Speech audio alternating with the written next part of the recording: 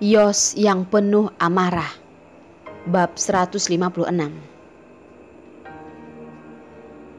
Jasper dengan perlahan meletakkan cangkirnya dengan santai berkata, "Ingin tahu?" Mereka menganggukkan kepala. Tentu saja ingin tahu. Siapa yang tidak ingin mendengar gosip rubah?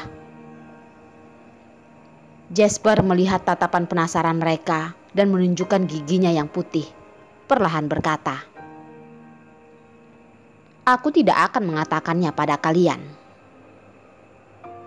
Dasar, membuatku berharap saja. Makanya, kamu benar-benar mengesalkan. Dasar, apakah kamu manusia? Begitu memancing selera orang. Berbicara sampai setengah, apakah ingin membuat orang mati penasaran? Tapi mereka melihat Jasper masih dengan tenang seperti tidak mengetahui apapun. Apakah ada yang ingin membalikkan meja?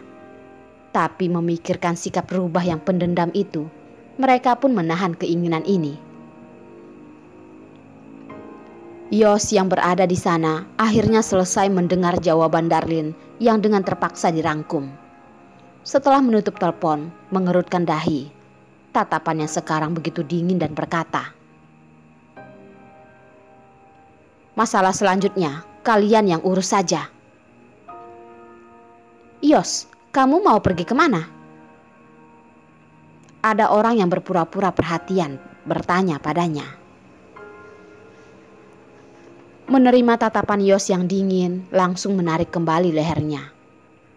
Dasar, tatapan Yos benar-benar sangat menakutkan.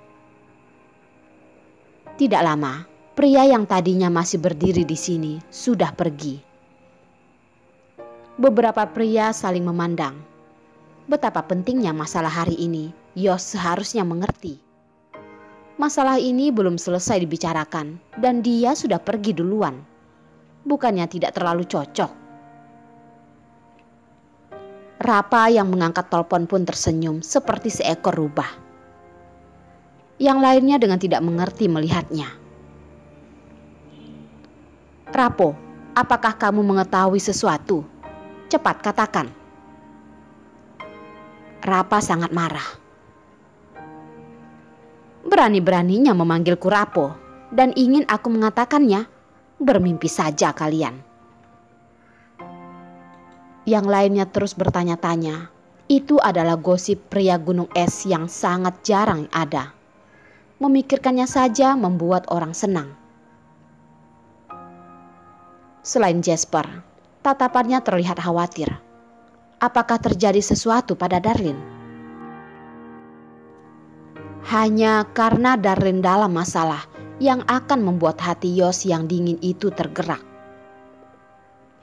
Mereka membahasnya dengan sangat heboh.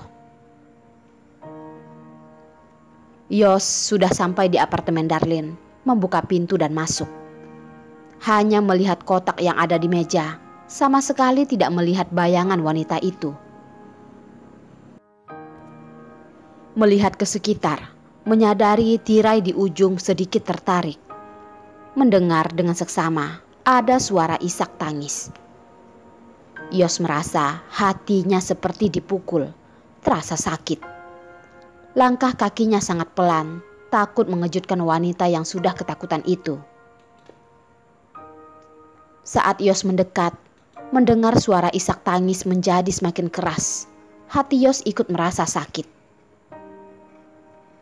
Dia menyodorkan tangan membuka tirai jendela, melihat tubuh Darlin yang ada di paling sudut. Perban yang putih terlihat ada darah di atasnya. Sebuah wajah kecil yang indah penuh dengan air mata.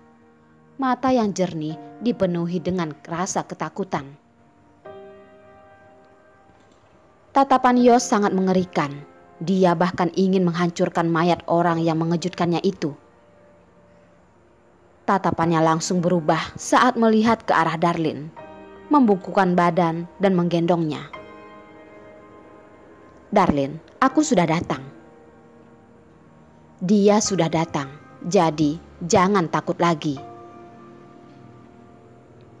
Darlin yang mendengar suara Yos mengira dirinya berhalusinasi, menunggu sampai dia benar-benar merasakan suhu panas dari tubuh pria itu.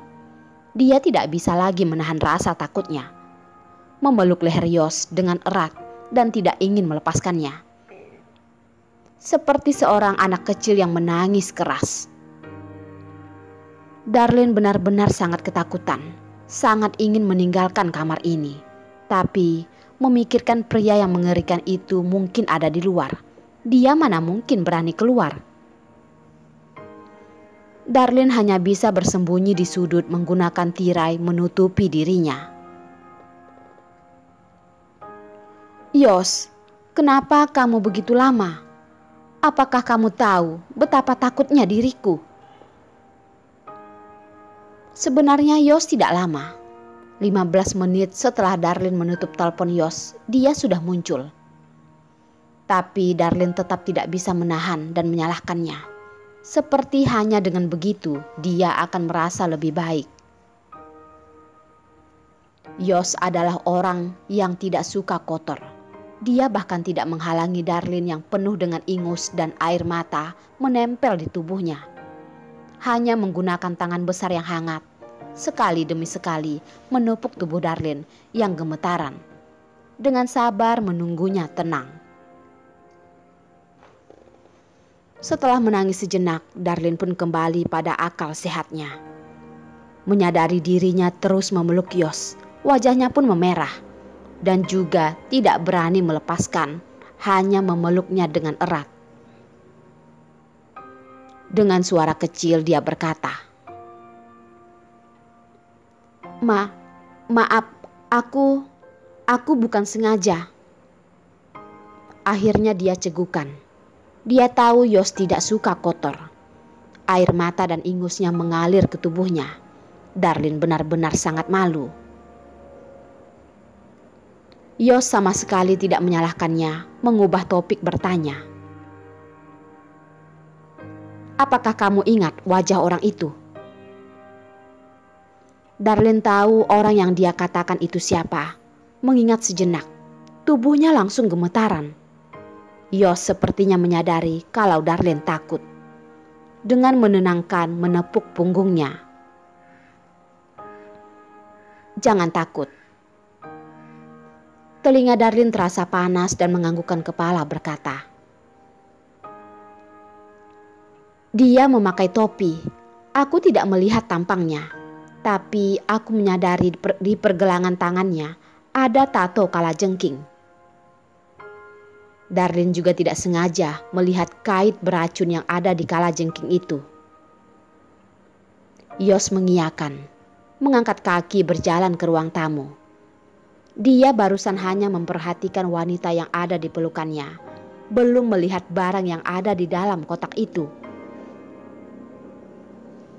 Darlene merasakan arah Yos berjalan.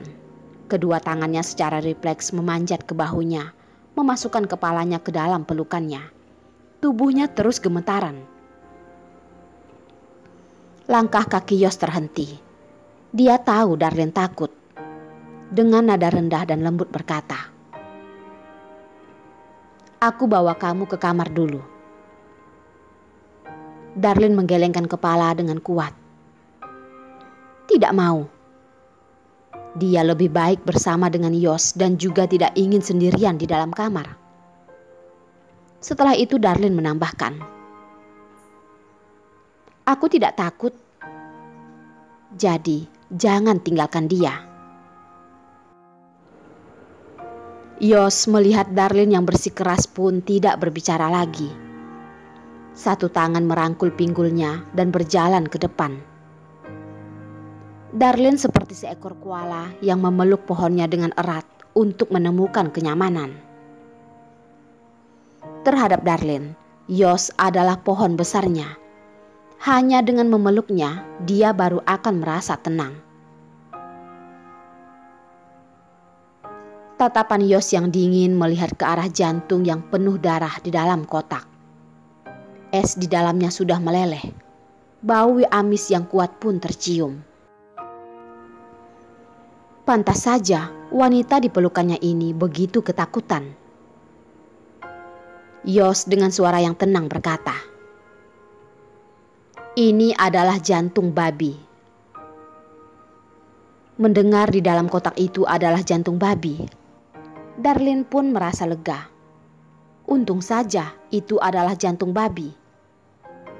Kalau itu adalah jantung seseorang yang ditaruh di sana, memikirkannya saja dia merasa mual. Yos sudah mengerti maksud Leo, menggendong Darlin dan langsung meninggalkan apartemennya. Turun ke bawah, Yos langsung berjalan ke arah mobilnya, mengosongkan satu tangannya menarik pintu mobil. Membungkukkan badan memasukkan Darlin ke dalam mobil. Hari ini Darlin sudah terlalu terkejut. Bagian pantatnya barusan menyentuh kursi. Secara refleks dia mengira Yos ingin meninggalkan dirinya. Dia pun memeluk lehernya dan tidak ingin melepaskan. "Yos, jangan tinggalkan aku." Yos mendengar suara Darlin yang menyedihkan pun mendesah berkata, "Aku bawa kamu ke rumah sakit dulu untuk membalut kembali lukamu." Mengatakan tentang lukanya, Darlin barusan menyadari kalau tangannya terasa sakit. Ternyata tidak tahu sejak kapan lukanya sudah robek.